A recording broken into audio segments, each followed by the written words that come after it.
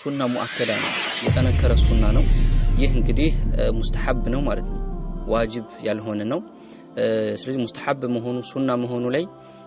አራቱም የመዝሐብ ባለቤቶች ተስማምተዋል በኢትፋቅ المذاهب الاربعه አራቱም የመዝሐብ ባለቤቶች የተስማሙበት ጉዳይ ነው ምን በመሆኑ ላይ ሱና በመሆኑ ላይ ማለት ነው فعلها النبي صلى الله عليه وسلم فعلها اي صلاه الضحى ሰርተዋታል النبي صلى الله عليه وسلم يا الله መልእክተኛ صلاه الضحى በተግባራቸው አስገኝተውታል ይሄንን የዱሃ ሶላት ማለት ነው ወቅቱን ጠብቀው እንዲሰግዱ የአላህ መልእክተኛ አለይሂ ሰላቱ ወሰለም ሰሃቦችን ማለት ነው ጥቆማ አድርገውላቸዋል ወደዚህ አመላክተዋቸዋል ማለት ነው ስለዚህ መልእክተኛው አዘውታል እንዲሁም አመላክተዋል ሰሃቦችንም ራሳቸውን በተግባር አስገኝተውታል ማለት ነው እንዲህ አይነት ሱና ሶላቶች ላይ በእነዚህ ላይ ልንዘናጋ አይገባም ችላ ልንል አይገባም ማለት ነው ለምን ከተባለ እነዚህ ሱና ሶላቶች ነገ የውመል ቂያማ ፈርድ ሶላታችን ከጎደለ የፈርድ ሶላት ማማያ ነው የሚሆነው ሱብሃንአላህ النبي صلى الله عليه وسلم يا الله መልእክተኛ عليه الصلاه والسلام انه قال እንዲህ ብሏል ለአቡ ዘር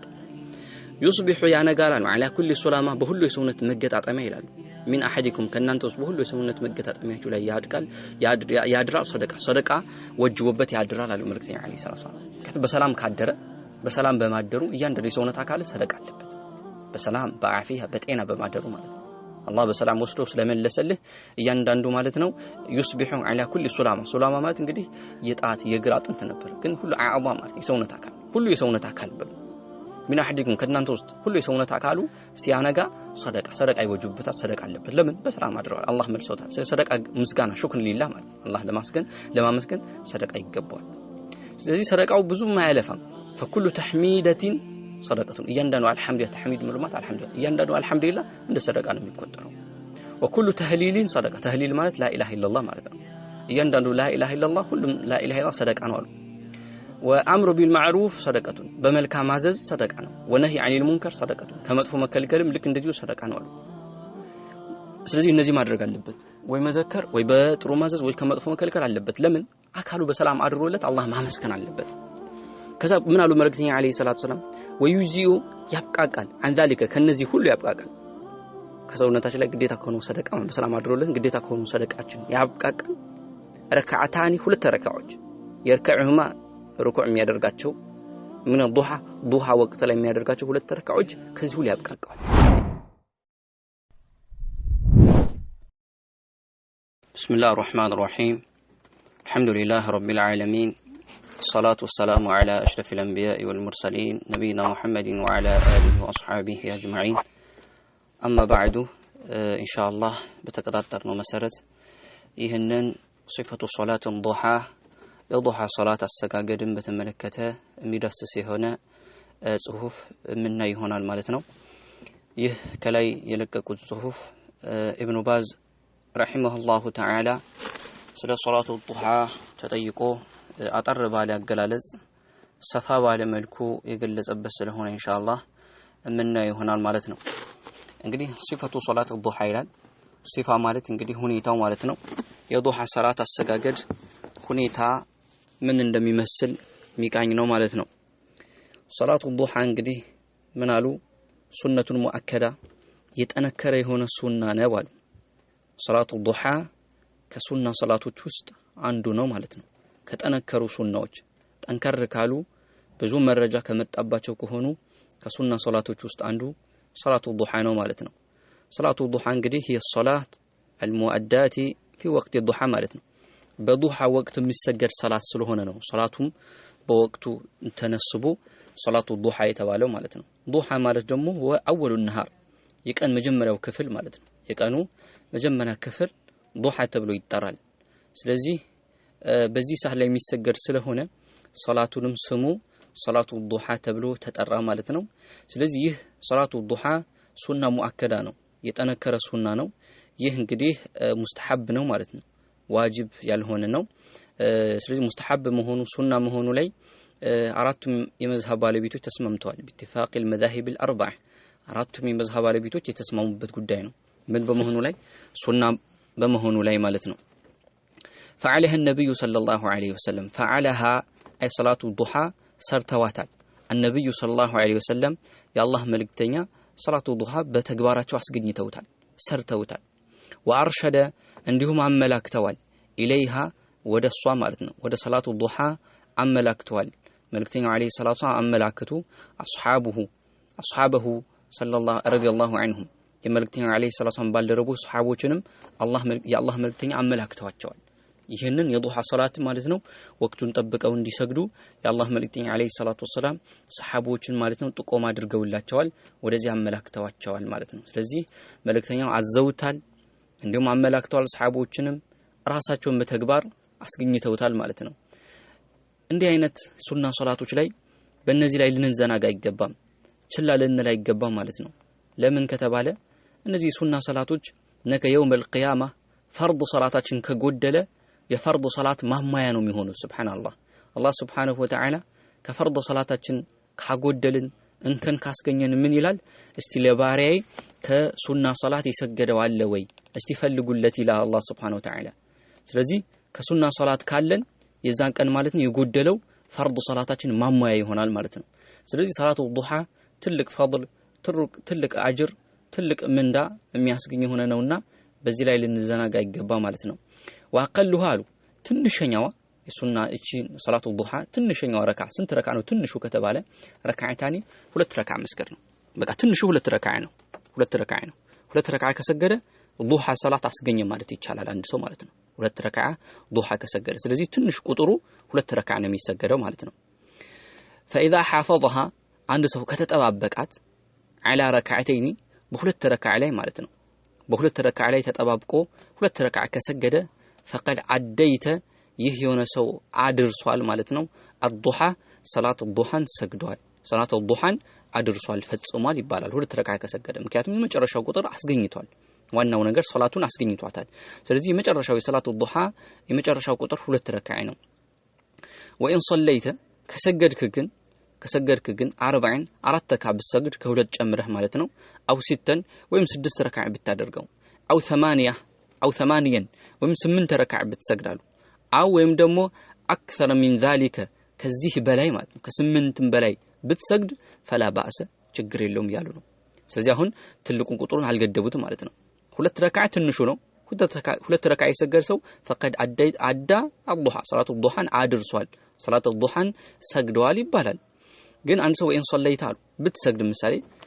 40 አራት ረካ ብትሰግድ አው 6 ወይም 6 ረካ ብትሰግድ አው 8 ወይም 8 ረካ ብትሰግድ አው አክثر ወይም የበዛ የሆነ ማለት ነው ሚንዳሊከ ከዚህ ከ8 ረካ የበዛ በሆነ መልኩ ብትሰግድ فلا باس ችግር የለውም ይላሉ ችግር የለውም على حسب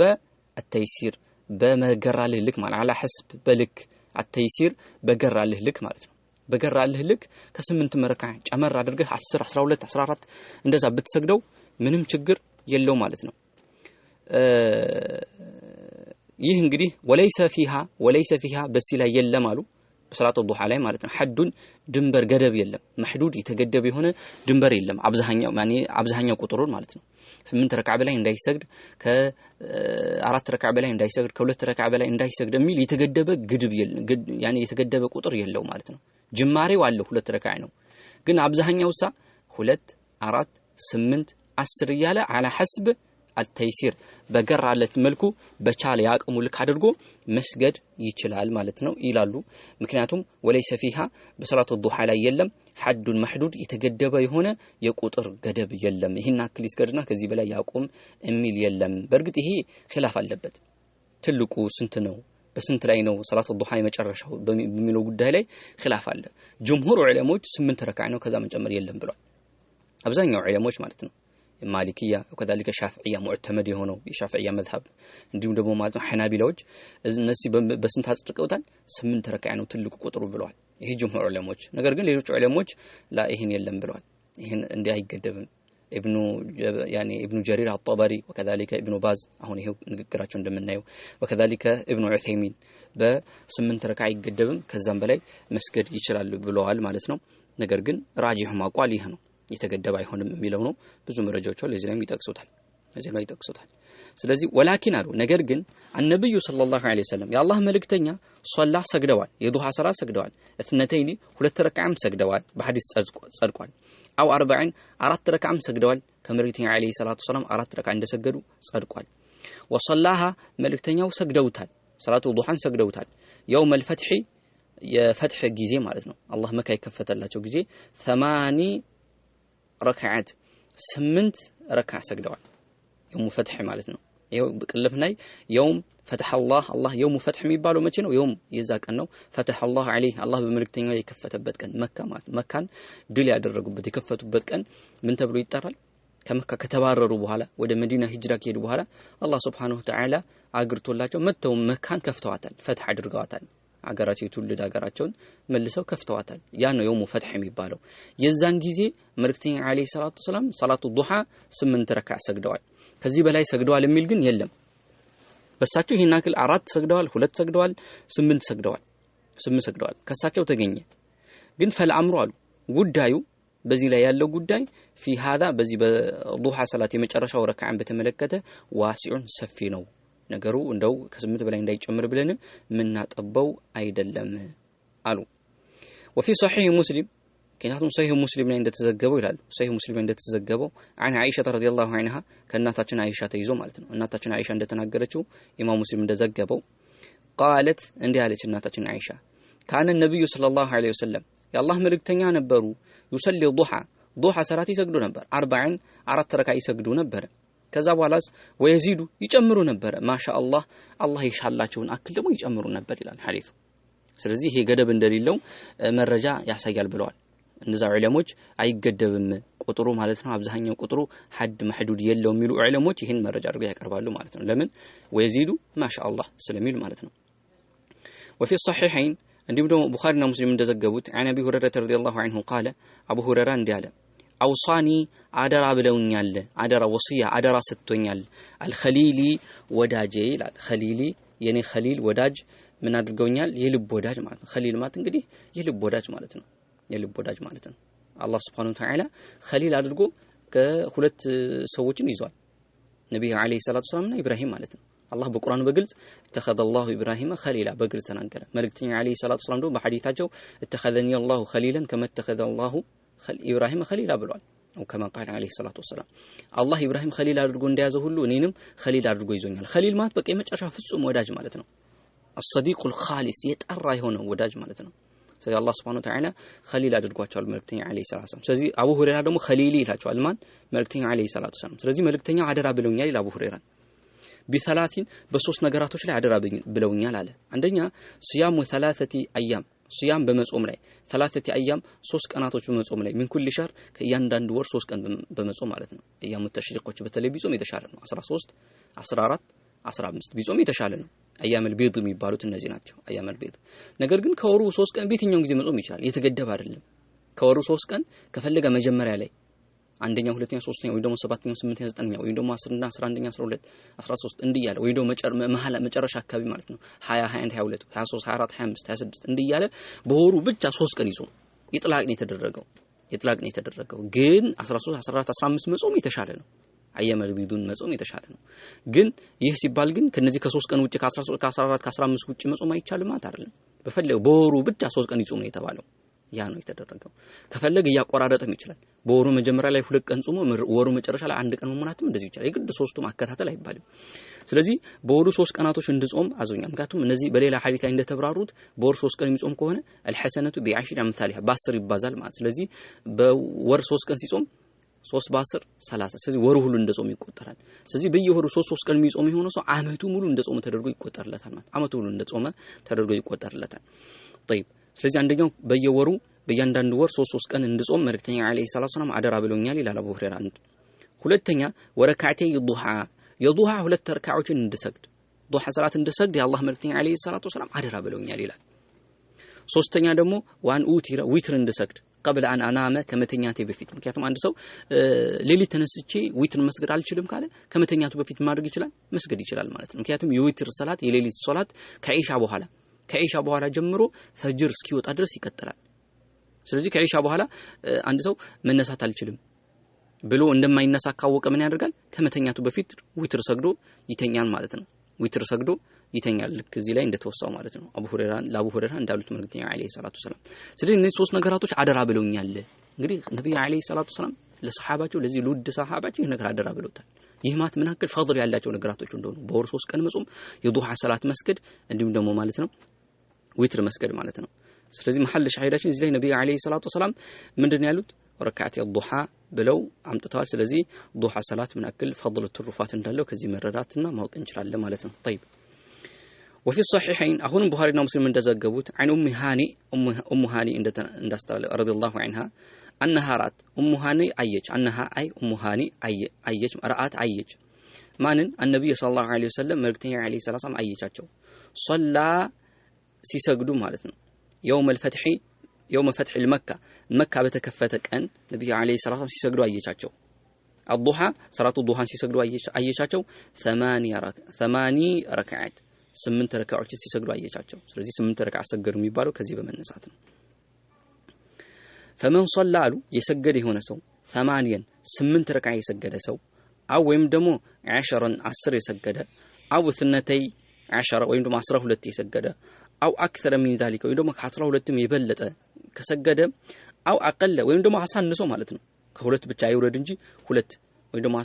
4 እንደዚህ አሳንሶም ቢሰግድ فلا باس ምንም ችግር የለውም አሉ ችግር የለውም ለምን لقوله عليه الصلاه والسلام መልእክተኛው እንዲህ ስላሉ ሶላቱ ሌይሊ የሌሊት ሶላት ወነሃሪ እንዲሁም በቀን የሚሰገዱ ሱና ሶላቶች ማለት ነው መስላ ሁለት ረካዓ ነው የሚሰገዱት በቃ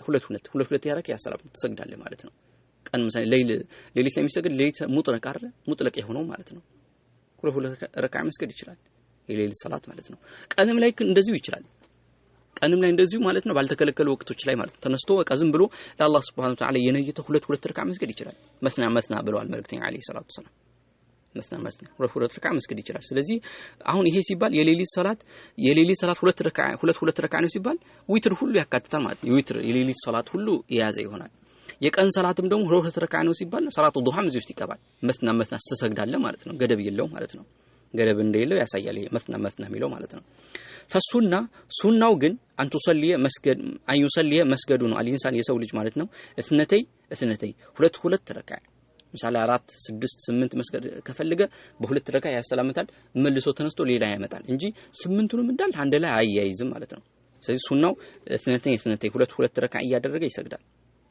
ሁለት ረካዓ ያደረገ ይሰግዳል ወይሰልሙ ያሰላምታል ለኩል እትነተይ በእያንዳንዱ ሁለት ረካዓ ያሰላምታ ይሰግዳል واقل ذلك በጣም አነስተኛው ደግሞ ረካዓታኒ ሁለት ረካዓዎች ናቸው ምን ዱሃ ከዱሃ ማለት ነው ከዱሃ ሰላት ሁለት ረካዓ የመጨረሻው ትንሹ ቁጥር ነው ላይ እንዳየነው ማለት ነው ወቅቱ መቼ ነው ከተባለ እዚህ ላይ ጠቅሰዋል بعد ارتفاع الشمس ፀሐይ እንደወጣች ከፍ ካለች በኋላ بعد ارتفاع ከፍ እንዳለች الشمس ፀሐይ ከፍ ካለች በኋላ ይጀምራል ከዛ ሰዓት ጀምሮ ኢላ وقوفها ፀሐይ እስክትቆም ድረስ عند الظهر ጀርባ ላይ ቀጥ ብላ እስክትቆም ድረስ እስከዛ ድረስ ይቀጥላል ወቅቱ ማለት የሚጀምረው መች ነው ከተባለ ልክ ፀሐይ እንደወጣች ማለት ነው قدر رمح ከፍ እንዳለች አንድ ዘንግ ወይ 1 ሜትር አክል ፀሐይ ወጣለች ፀሐይ ከወጣች በኋላ ስናያት 1 ሜትር የሚያክል ከፍ ካለች የዚህን ጊዜ ይሄን ወቅት ምንድነው የዱሃ ወቅት ገባ የመጀመሪያ ወቅቱ እንላለን ማለት ነው የመጀመሪያ ወቅቱ እዚህ ሰዓት ነው የሚያልቀው መቼ ነው على يعني الى يعني وقوفها ፀሐይ እስክትቆም ድረስ عند الظهر جرى ቀጥ ብላ استواء ማለት ነው በቃ ፀሐይ ቀጥ ብላ ጥላችን ከራሳችን ጋር እኩል በሚሆንበት ሰዓት ላይ ማለት ነው ዘንበል ከማለቱ قبل زوال ማለት ነው ዘዋል እንግዲህ ሱብሂ ያኔ ይህ ማለት ነው ዙሁር አዛን ሊባል 15 ደቂቃ ሲቀረው ማለት ነው እስከ 15 ደቂቃ እስኪቀረው ድረስ አንዱ ዱሃ ሰላት መስገድ ይችላል እስከ 15 ደቂቃ እስኪቀረው ጅማሬው ደግሞ የሚጀምረው መቼ ነው ፀሐይ እንደወጣች 1 ሜትር ከፍ ስትል ወይም ደግሞ ለጥንቃቄ ኢብኑ ዑሰይሚን እስከ 15 ደቂቃ ብሏል ፀሐይ ትወጣለች አይደል እስከ 15 ደቂቃ ትጠብቃለህ በዛ ሰዓት ላይ አሰግድም ለምን ተከልክሏል ወቅት ነህይ ነው የክልከላ ሰዓት ነው ምክንያቱም ፀሐይ ስትገባና ስትወጣ ፀሐይ አምላኪዎች አሉ ለሷ ይሰግዳሉ ተሸቡህን ቢሂም በእነሱ ላለ መመሳሰል መልእክተኛ አለይሂ ሰላቱ ሰላም በዛ ሰዓት ላይ ከልክለዋል ስለዚህ ፀሐይ እንደወጣች አትሰግድም ሰበብ ያላቸው ካልሆኑ በስተቀር ማለት ነው ስለዚህ ተነስቶ አይሰግድም ስለዚህ ምን ያደርጋል ይጠብቃል ምን አክል ድረስ ፀሐይ ከወጣች በኋላ 1 ሩምህ ድረስ 1 ሜትር አክል ወይ 1 ሜትር ማለት 15 ደቂቃ አክል ይጠብቃል ለካ 15 ደቂቃ ፀሐይ ከወጣችበት ከ15 ደቂቃ በኋላ የመጀመሪያው ሶላተ ዱሃ ወቅት ይገባል እስከ መቼ ይቀጥላል በዛ ሰዓት ላይ በፈልገው ሰዓት መስገድ ይችላል እስከ መቼ قبل ዘዋል ከመዘንበሉ ፀሐይ ከመዘንበሉ ከመሃል ወደ ታች ወደ መግባት ከመዘንበሉ በፊት ወይ ደግሞ ቀጥ በላ እስቲዋ ላይ በመትሆንበት ሰዓት ላይ ቀጥታ ሰማይ መሃል ላይ በመትሆንበት ሰዓት ላይ ያ ማለት ደግሞ ዙሁር ሊደርስ ማለት ነው ዙሁር ከመድረሱ ከ15 ደቂቃ በፊት ማለት ነው እስከዛ ድረስ ባለው የዱሃ ሰላት አንድ ሰው መስገድ ይችላል ወቅቱ እስከዚህ የተራዘመ ነው ማለት ነው ስለዚህ አንድ ሰው ጧት መጀመሪያ ወቅት ላይ ካልተመቸው ተኝቶ ከሆነ ሲነሳ መስገድ ይችላል ማለት ነው هذا كله ضحى ይህ ሁሉ በዚህ ወቅት ላይ ያለው የዱሃ ሰላት ይባላል ማለት ነው والافضل በላጩ ግን አንድ ሰው በላጩ ወቅቱ ሰፊ ነው ነገር ግን በላጩ አንተ ሶልየ መስገድህ ነው حين يشتد الضحى حين يشتد በጣም በሚጠነክርበት ጊዜ ዱሃ ማለት ነው በጣም ጠንከር ፀሐዩ ማለት ነው ቀኑ ማለት ነው የቀኑ መጀመሪያ ጠንከር በሚልበት ፀሐይ ይወጣበት ባለበት ሳለ እሱም ይሄው እዚህ ላይ አብታርቶ ወቅት ተሽተዱ الضحى ብለዋል ምን ማለት وحين ጊዜ ማለት ነው تحتر الشمس ፀሐይ ማለት ነው በምታቅ ሐር በጣም አቃጣይ በመትሆንበት ሰዓት ላይ ማለት ነው ፀሐይ ያቃጠለሽ የምትወጣበት ሰዓት ላይ አይደል ፀሐይ በጣም የምታቃጠልበት ሰዓት ይህም 5 ሰዓት እንደዛ አካባቢ ዙሁር ያኒ መሃል አካባቢ የቀኑ መሃል አካባቢ አሁን ከጠቀስነው ወቅት መሃል አካባቢ ያ ፀሐይ በጣም ጠንከር የሚልበት ሰዓት ላይ መስገዱ የተሻለ ነው ለምን ለቀውሊ ሰለላሁ ዐለይሂ ወሰለም የአላህ መልእክተኛ እንዲህ ብለው ስላሉ ሶላቱል አዋቢነ አይ ሶላቱ ዱሃ ማለት ነው ሶላቱ ዱሃ በሌላኛው ስሟ ሶላቱል አዋቢን ትባላለች ወይ ደግሞ አንዳንድ ዑለሞች እንደተጠቀሱት ሶላቱል ኢሽራቅም ተብላ ትጠራለች ኢሽራቅ የሚባል ሌላ አዲስ ሰላት የለም ኢሽራቅ የሚባለው ያኒ ሹሩቅ ሸምስ ከፀሐይ መውጣት ጋር ስለሆነ ሰዓቱም እንትን የሚለው ሶላቱል ኢሽራቅ የሚባለው ሶላቱ ዱሃ ራሱ ነው ብለው ዑለሞች ማለት ነው ስለዚህ ሌላ ስሟ ሶላቱል ኢሽራቅ እንደሚባለው ሁሉ ሶላቱል አዋቢን ይባላል ሶላቱል አዋቢን አዋብ ማለት እኮ ተውበት አብጂ ማለት ነው ተመላሽ ማለት ወደ አላህ ተመለስ ስለዚህ ምክንያቱም ሰዎች በጣም በዛ ሰዓት ላይ ቢዚ የሚሆኑበት በስራ የሚጠመዱበት ሰዓት ነው ስለዚህ አንድ ሰው ስራውን ጣል አድርጎ ወደ ጌታው ሲመለስ ተመልሶ ሁለት ረካዓ ቢሰግድ እዛ ሰዓት ላይ ወደ አላህ የሚመለስ ነው ማለት ነው ወደ አላህ እየተመለሰ ስለዚህ ሶላቱም ሶላቱል አዋቢን ተብላ ትጠራለች የተመላሾች የተጸጻጮች የሙጢዒን ታዛዦች የነሱ ሰላት ተብሎ ይጠራል ስለዚህ እዚህ ጋር ሶላቱል አዋቢን አይ ሶላቱ ዱሃ ማለት ነው ሶላቱ ዱሃ አሉ መልእክተኛ አለይሂ ሰላም حين ተርሙዱ በመታቃጠልበት ጊዜ አሉ حين ተርሙዱ الفصال ፊሳል ማለት የግመል ህፃናቶች ማለት ህፃን ልጆች በሚቃጠሉበት ጊዜ መቼ ነው የሚቃጠሉ ፀሐይ የሚያቃጥላቸው መሬት ማለት ነው በጣም ፀሐይ ተርሙዱማት የመሬት መቃጠል ማለት ነው ረመዳን የተባለው እኮ ሐሩ የፀሐዩ ማቃጠል በዛ ሳላይ ነበር ስለሆነ ነው ስለዚህ حين ተርሙዱ በጣም በመታቃጠልበት ጊዜ መሬት ማለት ነው አልፊሳል እነዚህ የግመል ግልገሎች ማለት ነው ምክንያቱም የግመል ግልገሎች እንግዲህ ከወጡ በኋላ ይተኛሉ አሸዋ ነው እንግዲህ መሬቱ በዛ ሳላይ በዛ ሳይ ሲተኙ ፀሐይ ከወጣች በኋላ ያቃጠለች ትመጣለች ልክ ማቃጠሉ የተነሳ ትንሽ ፀሐይ ላይ አሸዋው ላይ ስታርፍ ከተወሰነ ሰዓት በኋላ ራሷ መሬቷ ማቃጠል ትጀምራለች ያ ሰዓት ነው ስለዚህ ያ ሰዓት ላይ መስገድ የተሻለ ነው ጠንከር በመትልበት ሰዓት ላይ ግን ቅድም እንዳልነው በመጀመሪያው ወቅት ላይ መስገድ ይችላል መጨረሻው ወቅት አካባቢ መስገድ ይችላል ነገር ግን አሁን እንዳልነው መሃል አካባቢ حين ተርሙዱ በመታቃጠልበት ጊዜ ፀሐይ ማለት ነው መሬቱ በመታቃጠልበት ጊዜ الفصال የሚባሉት እንግዲህ ጀምዑ ፈሲል ማለት ነው የግመል ግልገሎች ማለት ነው መሬቱ በሚያቃጥላቸውና በዛ በተከተኙበት በሚነሱበት ፀሐዩ ቃጠል በሚልበት ሰዓት ላይ መስገዱ የተሻለ ነው رواه مسلم في صحيحه امام مسلم صحيح ላይ ዘግቦታል ማለት ነው والمعنى حين ترمض الفصال بالمات اي حين تحتر الارض መሬት አቃጣይ በምትሆንበት ጊዜ በጣም በምታቃጥልበት ጊዜ على اولاد الابل የግመል ልጆች ላይ ማለት ነው ስለዚህ ፊሳል ማለት አውላድ الابل ማለት ነው ተርሙዱ ብሎ ማለት ደግሞ تحتر الارض የመሬት በፀሐይ መቃጠል ማለት ነው ስለዚህ መሬቱ በፀሐይ ከመቃጠሉ የተነሳ እዛ ላይ የተኙ የግመል ግልገሎች ማለት ነው እስከሚያቃጥላቸው ድረስ እስከዛ ድረስ ባለው ወቅት ያ ሰዓት ላይ መስገድ የተሻለ ይሆናል ማለት ነው فلو صليتها እንደው ብትሰግዳት የውመን አንድ ቀን ሰግደህ ወተረክተها የውመን ሌላ ቀን ብትተዋት فلا باس ችግር የለውም ምክንያቱም ፈርድ አይደለም ግድ ሁሌ አድርገው የምትባል ነገር አይደለም አንድ ቀን ሰግደህ ካልተመቸ ሌላው ቀን ብትተው ምንም ችግር የለውም ዋጅብ አልተውክም ولكن አሉ ነገር ግን አልአፍضሉ በላጩ አልሙዳወማ ሁሌ መስገድ ነው ሙዳወማ በቃ በዘውታሪነት መስገድ ስለዚህ ዱሃ ሰላት በዘውታሪነት መስገድ በላጭ ነው ነገር ግን አንዳንዴ መተው አንዳንዴ መስገድም ትችላለህ የሚያስገድድ የለም ምክንያቱም ላይ እንዳሳለፍነው ሙስተሐብ ነው ሱና ሙአከዳ ነው የጠነከረ ሱና ተወዳጅ የሆነ ሶላት እንጂ ፈርድ አይደለምና ማለት ነው ስለዚህ فلو صليتها يوما አንድ ቀን ሰግደ ወተረክተها يوما ሌላ ቀን ብትተው فلا باس ችግር የለውም ولكن ነገር ግን ይህም ችግር የሌለው ከመሆኑ ጋር አፍضሉ በላጩ ግን አልሙዳወማ ሁሌ መስገዱ ነው ለምን لان الرسول صلى الله عليه وسلم قال ምክንያቱም የአላህ መልእክተኛ እንዲህ ብሏል ان احب العمل الى الله احب العمل በጣም ተወዳጅ ስራ ኢላላህ አላህ ዘንድ ተወዳጅ ስራ አሉ ማዳመ عليه ያ ይዘወተረበት የሆነ በዛ ላይ ሳሂቡሁ ባልደረባው ይዘወተረበት ስራ ማለት ነው ወይን ቀለ አናሳ እንኳን ቢሆን ስራው ትንሽ እንኳን ቢሆን ባለቤቱ ይዘወተረበት ከሆነ ይህ ነው በቃ አናሳ ቢሆን ሁለት ረካዓ ሁሌ የማያቋርጥ ከሆነ አራት ረካዓ ሁሌ የማያቋርጥ ከሆነ ይሄ የተሻለ ነው አሐብ ነው በዛ ስራ ላይ ይዘወተረበት አሐብ العمل الى الله ዘንድ ከስራዎች ሁሉ ተወዳጁ ስራ ማዳመ عليه ማዳመ ይዘወተረበት عليه በዛው በስራው ላይ ሳሂቡሁ ባልደረባው የስራው ባልደረባ ማለት ነው የስራው ባለቤት ወይን ቀለ ያ ስራ አናሳ እንኳን ቢሆን ሁሌ የሚሰራው ሙዳዋም የሚያደርግበት ስራ ላይ መሆኑ አላህ Subhanahu Wa Ta'ala ይሄንን ስራ ከሌሎች በጣም የሚወደው ነው ማለት ነው አሐብ العمل ነው ማለት ነው ይሄ ተግባር طيب ስለዚህ ሙዳዋማ ማድረግ ይቻላል ለሚለው ከዚህ መድረስ ይቻላል فالمداومه ነገር ግን ሁሌ በዘውታሪነት መስገድን አፍضሉ በላጭ ነው ومن ترك سنة الضحى ومن ترك يتوسو سنة الضحى يضحى صلاة مالتنا دائما كل يتوسو ጭራሽ የማይሰግድ ሰው ልናገኝ እንችላለን አው ወይም ደግሞ بعض الايام አንዳንድ ጊዜ ወይም ደግሞ አንዳንዴ ይሰግድ አንዳንዴ የሚተው ከሆነ فلا حرج ምንም ችግር የለውም እዚህ ጋር ችግር የለውም ሲባል ባይሰግዱ መስገዱ አጅር አለ እኮ ሁለት ረካ ለአላህ መስገድ እንደቀላል ነገር የሚታይ አይደለም ነገር ስንት ሐሰና ምናልባት አንድ ሐሰና በምትፈልግበት በዛ ሰዓት ላይ ሁለት ረካ መስገድ ምናክል ትልቅ ምንዳ አጅር እንደሚያስገኝ ቀላል አይደለም ስለዚህ አይ ወንጀል አልሰራም ችግር የለውም ለማለት እንጂ ባይሰግዱ የተሻለ ነው ወይ ነው እንዳይሰግደው ማበረታታት እንዳይመስላችሁ ይሄ ነው ግልጽ ስለዚህ አንድ ሰው ጭራሽ የማይሰግድ ሰው አይ ይሄ ሰው እንደልክ ትልቅ ዋጅብ እንደተወሰው አድርገን መቁጠር የለብንም ወይ አንድ ቀን ይሰግድ አንድ ቀን የሚተውሰው ይሄማ በቃ ብለን እንትን ማለት የለብንም ማለት ነው ስለዚህ ችግር የለውም ይያሉ ነው ችግር የለውም ምክንያቱም ዋጅብ አይደለምና ሱና ነው ግን ይህ ማለት ሱና ነው ተብሎ ችላ የሚባል የማይሰራ አይደለም አልহামዱሊላህ አላህ ምስጋና ይገባውና لانها ምክንያቱም እቺ ሰላቱ ዱሃ ናፊላ ትርፍ يعني ሱና ናት ማለት ነው غير واجبه ዋጅብ ግዴታ ያልሆነች ሱና ናትና አሉ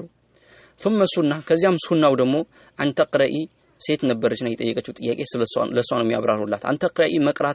መቅራት ማለት ነው በቃ ባጭሩ من مع الفاتحه ከፋቲሃ ጋር መቅራቱ ሱና ነው ማያት ያሰረ የገራ የሆነ من السور ከሱራ ማለት አንቀጾች ከፋቲሃ በኋላ ፋቲሃ ከተቀራ በኋላ የፈለግነው መቅራት እንችላለን አው الآيات ወይም ደግሞ አንቀጾች ማለት ነው ሌሎች ሱራ ሳይሆን አንቀጽ የሆነ በመሃል ላይ ቆረጥ አድርገን መቅራት እንችላለን وليس في هذا ለዚህም ደግሞ የለውም ከፋቲሃ በኋላ ለሚቀራው حد محدود የተገደበ حد ይሄ ቢቀራ የሚባል ነገር አልተገደበለትም ምሳሌ ቀብሊያ ፈጅር ማለት የፈጅር ሰላቱ ፈጅር ቀብሊያው መልእክተኛ አለይሂ ሰላቱ ሰላም በመጀመሪያው ቁል ያ አዩል ካፊሩን በሁለተኛው ቁል ሁወ አላሁ አሐድ እንደሚሰግዱ መጥቷል መግሪብም ላይ እንደዚሁ ማለት ነው ይሄን እንደሚያደርጉ መጥቷል ዊትር ላይ ማለት ነው በመጀመሪያው ሌላ ያኒ ሰብስ መረብከን አላ እንደሚቀሩ ከዛ ቁል ያ አዩል ካፊሩን ከዛ ቁል ሁወ አላሁ አሐድ እንደሚቀሩ ይመጣበት ሁኔታ አለ